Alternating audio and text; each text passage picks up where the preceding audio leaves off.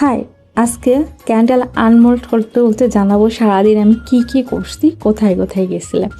যাই হোক, এই ক্যান্ডেলটা আনমোল্ড করার পর আমি এত খুশি হয়েছি, কারণ কালারটা আমি ভাবতেও পারিনি এত সুন্দর একটা লাইট কালার হবে।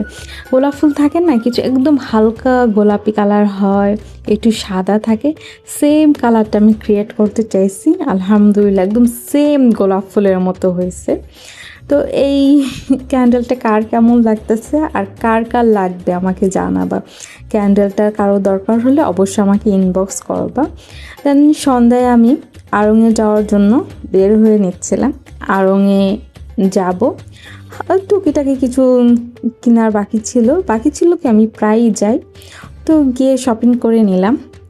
আর আমার না আড়ংয়ে গেলে এই ড্রিঙ্কস দুইটা না নিলেই হয় না। আমি এটা খাইতে খাইতে বাসায় আসি। একটা চকলেট ফ্লেভার, আচ্ছা ম্যাঙ্গো ফ্লেভার। যেন বাসায় আসার আগে না পেঁয়াজু, আলুর চপ, বেগুনি নিয়ে আসলাম মুড়ি মাখা করার জন্য। মুড়ি মাখা খাইলাম। তো খাওয়ার পরে না রাতের বেলা আমি আবার টিভি সিরিজ দেখি। তো টিভি সিরিজ দেখছিলাম আর কফি খাচ্ছিলাম।